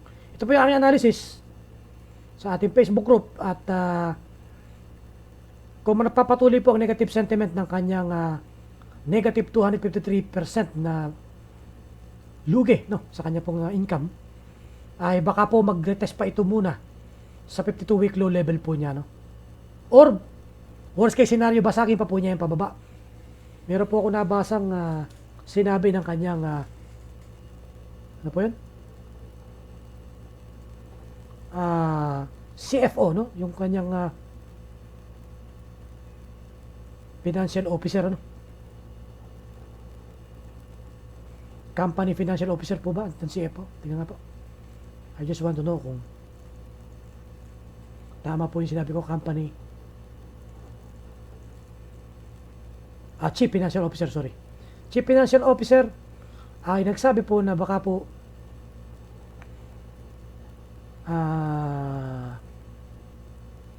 buong taon ng 2020 po ay hindi po sila makarecover sa kanilang earnings. Ano? Nakita ko po yun dito po. Na-post po natin yan. Ito, no? Our sales and profit for sabi po ni Baisa, CFO ng Jollibee, our sales and profit for first quarter 2020 eventually was not good.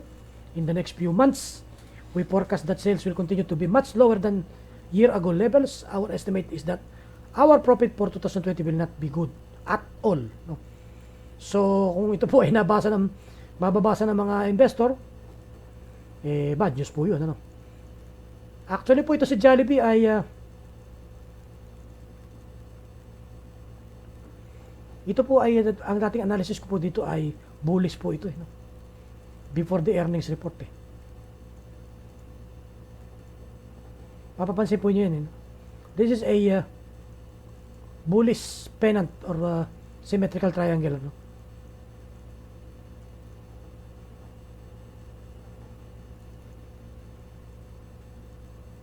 Okay. So, hindi po nagmaterialize ang pagiging bullish po niya. No? Bullish pennant po yan. Ayan, no? Dapat nag-breakout. Anong nangyari? Nag-breakdown, no? Breakout pababa, sabi nga ng iba. Breakdown. Ayan. Baliktad ang nangyari dahil po sa kanyang bad earnings. So, since napaka-negative po ng napaka-bearish po ng sentiment ng mga investor sa kanya, kung mas bababa po siya, ito po ay magandang opportunity nang makabili po tayo ng murang presyo kay Jollibee. This is a long-term stock, no? Hindi po ito habang panahon ganito. Makaka-recover po ito. Jollibee is Jollibee.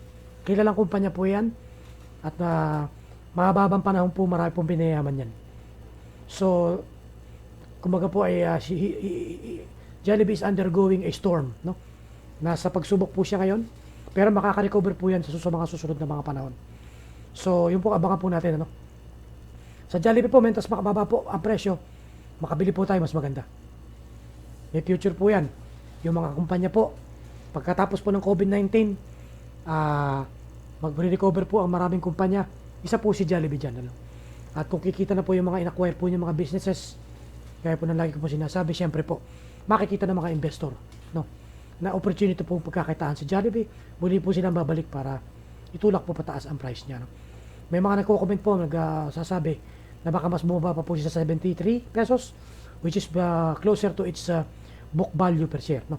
At ako naman po, ang iniisip ko sana, mag-bounce po siya sa 52-week low level niya. At muli po siyang umangat. And it will form a double bottom, no? Which is pag double bottom po kasi ay bullish, no? Double bottom pattern ay ito po ay senyales ng uptrend move, no? Pag nag-double pattern, double bottom po siya, no? Okay? Sa mga nag-aaral po ng pattern na yan, alam po nila yan. At yan po ay nasa DNA na ni Jollibee, no? Mahilig po yan mag-double bottom. Ayan, no? Kagaya po nito, ano? Nasa DNA na po niya yan. This is a double bottom pattern. At ang naging resulta nga po ay mahaba-habang panahon ng bullish po siya, no? Okay? So hopefully po, mag-double bottom po siya uli dito. And then umangat po siya uli. Kasi hindi po tayo nang-hype, no? Abangan po ninyo mag-materialize yung bounce bago po kayo pumasok. Wala pong hype dito po sa ating channel, no? Hindi po natin ugali yan. Baka po mag-materialize. Saan po siya mag-bounce? Meron po kasi tayo nakitang volume sa 105 at 100, ano? Yung 105 po, may volume po yan, ano? Ayan po. Okay? At yung 100 din, no? Ayan po, ano? So, meron po tayong inaabangan din pong support sa 105. At meron din po sa 100. Mali po natin, baka dyan po siya mag-bounce, no? Especially po kung kagaya nga po mag-GGCQ na. Siyempre po, mag-o-operation na po ang Jollibee. Pwede na po silang kumita, no? At kung magiging positive po ang sentiment ng mga investor dyan, baka po dyan sa 100 tsaka 105, mag-bounce na po siya. Or, worst case scenario po, gaya po na sinabi ko kanina, mas bumaba pa po siya, itulak pa baba ang 52-week low. Which is a good thing po sa mga nag-aabang na mas makabili pa na mas mababa kay Jollibee. Bubuo na po tayo kay Fruit.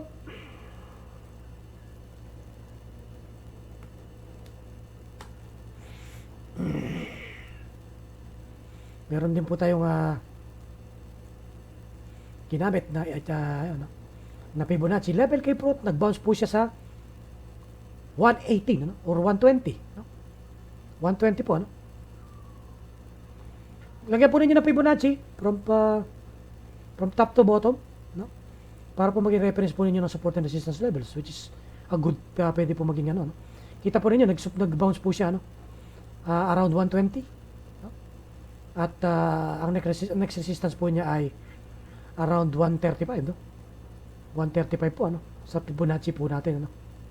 This is a bounce kasi po ay doji po yung kanyang candle, umangat po siya. And let's see po, no, kung patuloy po siyang aangat dito sa next resistance level po ni Fruit. Kaya lang po, ang kanya pong candle currently ay isang hanging man. Pero wala pong gap, no? Usually po kasi pag hanging man na may malaking gap up, no? Kagaya po nitong shooting star nito, may gap up, bababa po siya. Kung wala naman pong gap, mayroon pong time, no? Na siya po ay umaangat.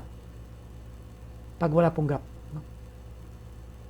Pag hindi po siya gap up. So, tingnan natin. Kung magpapatuloy po siyang umangat sa next resistance level po yan. Tingnan natin kung ano po ang next resistance level niya. Base po sa bid and ask natin, ano? So, 135 po, ano? Talagang meron, ano? 600,000 shares po yan, ano? So, talagang meron yung 135, which is also a Fibonacci level, ano? So,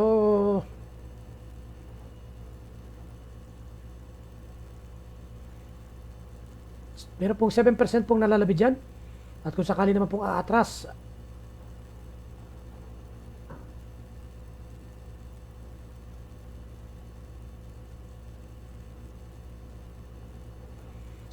meron po kayo 6% risk at 7% reward. Okay. Yan po ang ating senaryo kay Fruit, no? Katatapos na po niya mag-bounce, pero let's see po kung magmamaterialize po, magtutuloy-tuloy po siya, no? Actually po, falling wedge din po ito eh. This is also a falling wedge. Let's clean the chart. At parang falling wedge din po ito. Which could lead to a possible breakout in the future, no?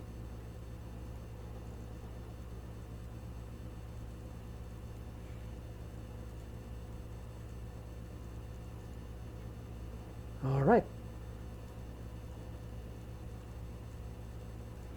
So, falling wedge din po ito, no? So, ito, abang-abangan natin si Fruit. Kung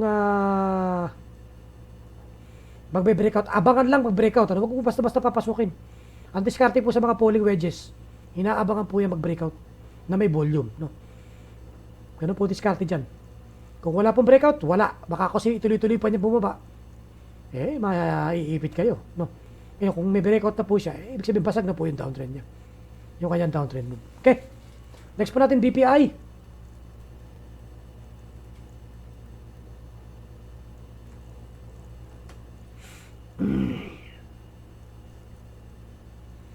Na-doble po si Mac natin, ano? Delete po natin yun. Alright, na-doble si Mac. BPI na po tayo. I just wanna check kung meron po tayong nakasave na, ano? Meron. Alright, tingnan natin.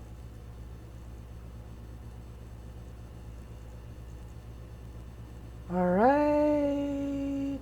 Okay. Ayun, bullish sarami nga po pala si BPI noon dati, ano? Nagkaroon po siya ng bullish sarami. Ito po yung last analysis po natin sa kanya. At nag-materialize po nung reversal niya, ano? Clean the chart para malinis. Alright. Ito po yung bullish sarami na pinag-usapan natin dati kung natatandaan po ninyo. Ayun. At nag-materialize po yung reversal niya. Kung nakabili po kayo nung time na nag-bullish sarami siya, ay congratulations, ano? Kasi po, ay kumita na kayo ng 12.6%. At ang laki po, no? Ang laki po ng volume niya ngayon, ano? At ito po siguro ang isa sa naghatak sa ating kasama ni AC, no? Sa ating index. Kaya po ang index po natin ay bumulusok pataas. Alimbuyog, sabi nga naman ba, no? Now, ang issue po natin dito, saan po kaya siya posibleng mag-reversal, no? Para makapag-take profit po kayo. Let's check.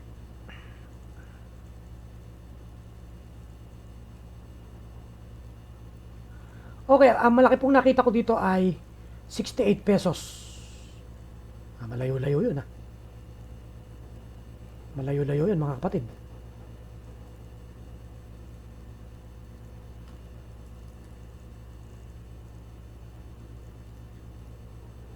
Which is a very, very significant resistance level, ano?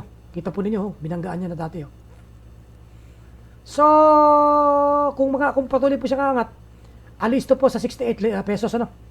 May natitira pa po tayong doon mga sa nagnanais pa pumasok, medyo 2% na lang po yung hahabulin nyo dyan, no? Ha? 2% na lang po yan. At kung mag-retest po yan sa 58 pesos, mas malaki po risk.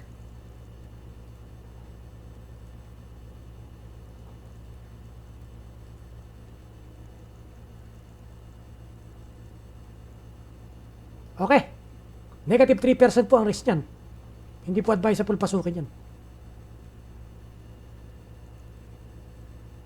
Alright. Trade at your own risk. Baka mapobo lang kayo dyan. Magkantay na lang kayo na pullback, no?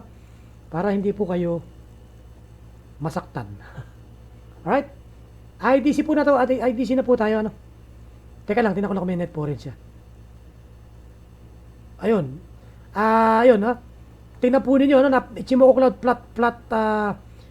Ichimoku Cloud resistance po yan, ano, yung 60 pesos. Kaya alam niyo, sa mga gumagamit po ng Ichimoku, alam yan, ano.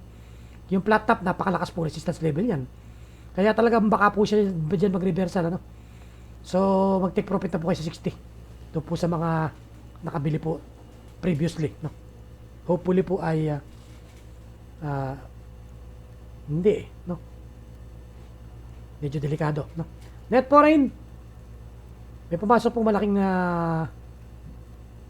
net po rin. No? 16 million. So, alisto lang po sa resistance level. No? Pag nakakita po kayo ng reversal, kung kayo po ay trader, mag-take profit po na po kayo. No? Kung investor naman kayo, siyempre, ang inaabangan po ninyo, bumaba uli at tapos magko-cost averaging na naman kayo. No? O tinatawag na averaging, no? Peso cost averaging, tama? Low average. Alright, average, down average, o averaging down, no? Okay, next po natin si IDC. Try po natin kung pwede pa natin isigit si Ali. At yung po kasunod ay hatiin na po natin sa part 2 na lang po. At time now is ayun 12:48 hanggang 1 o'clock po, no? Parang meron po tayong recorded ito po polling wedge din. Wala. Pero ito po ay polling wedge din si Ali, no? Kita po yan. Look at this, no? Let's clean the chart po para malinis, no? Kita po ninyo. This is another polling wedge pattern. So, kita.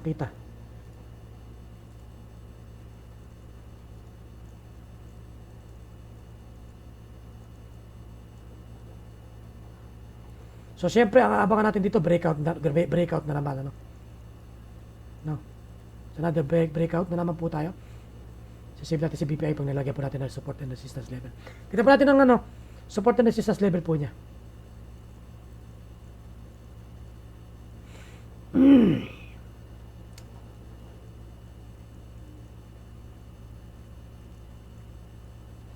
$160 po. Ayun. Very mati. Laki ng 160 po niya, no? Psychological level. Pero meron pa rin po siyang malaki-laking sa 165. No? 85,000. Si Mrs. po ay sumilip na at tinatawag na po tayo. Sige po, tatapusin ko na po hanggang kay Ali. At tayo po magpapaalam na. At bukas po natin i-upload yung part 2, no?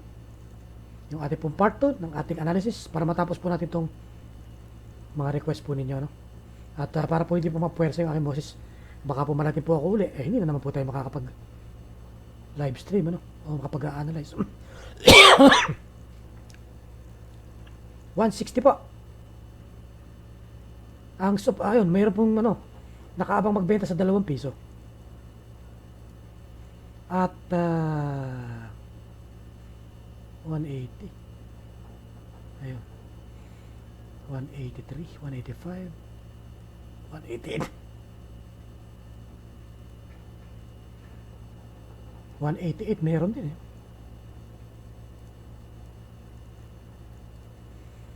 Okay, kung magmamaterialize po yung kanyang pagiging sorry po. Nabula. Kung magmamaterialize po yung kanyang sa polling wedge po niya, no? Magbe-breakout po siya, may volume. Magdidire-diretso po umangat yan. So, IDC, put it on your watch list.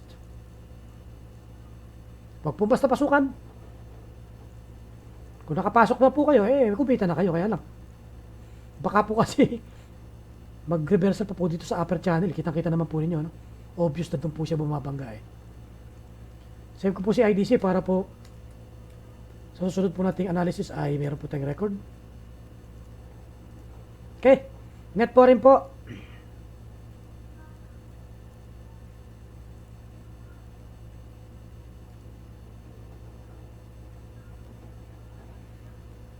Alright. May maliit po siyang selling, ano? May maliit po selling which is only 29,66,000. 29,000, ano? Alright. Okay, last but not the least, Ali, for the meantime, para sa ating part 1, ano? So dito po abangan nyo mag-breakout. Medyo madugo po itong ibabaw. Chimoku Cloud. So medyo pahirapan po ito, no? Kung kaya po niyang basagin po niya malakas na harang po yun na yan. Yung ulap na yan. Last but not the least po sa ating part 1, si Ali.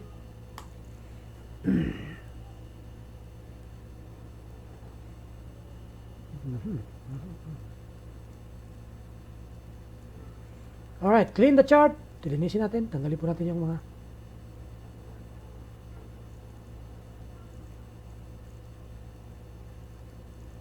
ang current candle po niya ay isang doji, no? Bihina po ata ang ating internet. Bakit po nahihirapan yatang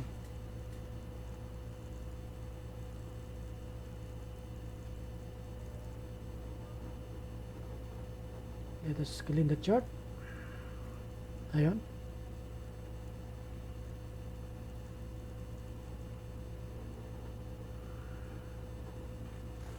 Okay, ito pong si Ali natin, ano, kung lalagyan po natin ng ano, no,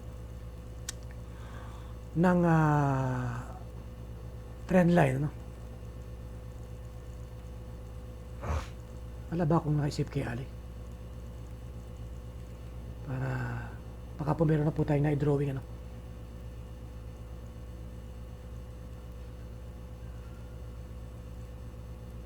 Kay Ali. Wala, okay, no problem. Ayun. Kung lalagyan po natin ng trend line to, tila ito ay isang triangle, ano?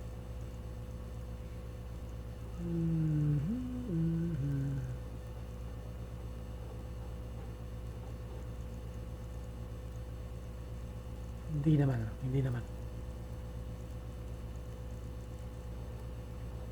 Hindi naman, hindi. Ito. Let's see.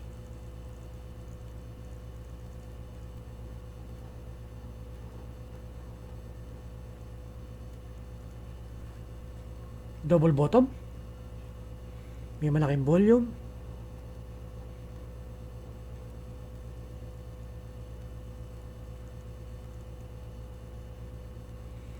Ascending triangle, medyo malaki, medyo mahaba. Okay, no?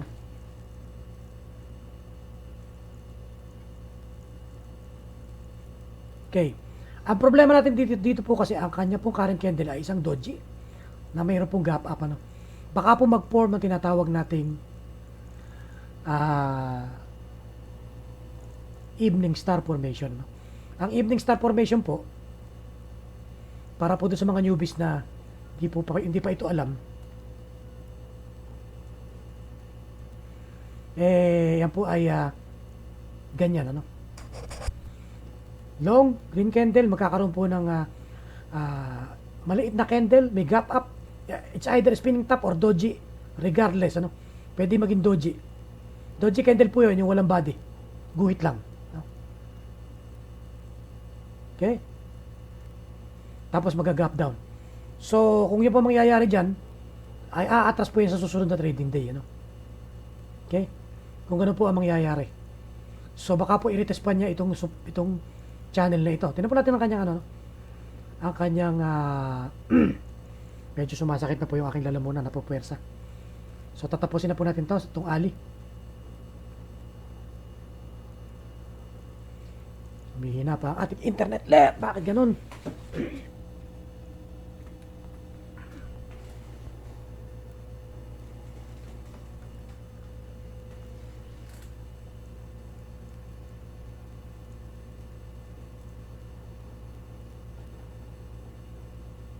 Ay po ipakita ang bid and ask. Ayun, nabitaw. Okay. Thank you. Alright, sa support po, tingnan natin sa 30 pesos ko. 31 pesos po, meron 124. So around 30 pesos, 31 pesos meron pong support. Lagyan natin para ma-visualize po natin, ha? 30 pesos po meron. Ayun, no? Meron po sa 30 pesos, 31 pesos meron din. Lagyan na po natin 30 pesos kasi po psychological yan. Mas madaling tandaan. Sa 3210 po ay may 500,000 shares na gustong magbenta. So yan po medyo masakit, ano. Malapit po sa malakas-lakas na resistance. Dito pa lang sa 3210 meron na. Ayun, so baka po umatras dahil nga po iyan ay doji candle. Alis na po kayo. Ang risk po natin dyan ay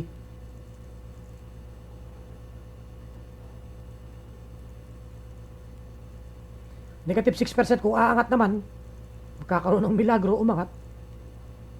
At babangga dun po sa upper resistance, 5% po magiging gain natin dyan. Ano? Pero sa akin po, obserbahan na lang po ninyo gumalaw kung ano magiging galaw niya. Ano, obserbahan po ninyo kung ano magiging galaw niya bago po kayo pumasok. Huwag na po ninyo basta-basta pasukan to. Kahit may malaki po siyang buying volume, baka po mag-take profit. Kasi po, i-ginap up ito. Ano? At nagkaroon po ng 4% gain. Ano? I-ginap up eh. Siyempre, baka po mag-fill the gap. No? Okay. Hanggang dyan po nagtatapos ang ating pong part 1. At itutuloy po natin itong mga natitirang mga stocks na to sa part 2. No? Pasensya na po kayo. Nakakaramdam na po ako ng kapunting pananakit na aking lalamunan. Ayoko po presahin. Aking boses. Kagagaling ko pa lang po sa trangkaso. At maraming pong salamat sa mga nanood po, sa mga sumubaybay. Abangan po ninyo yung part 2. Gagawin ko po bukas at i-upload ko rin po.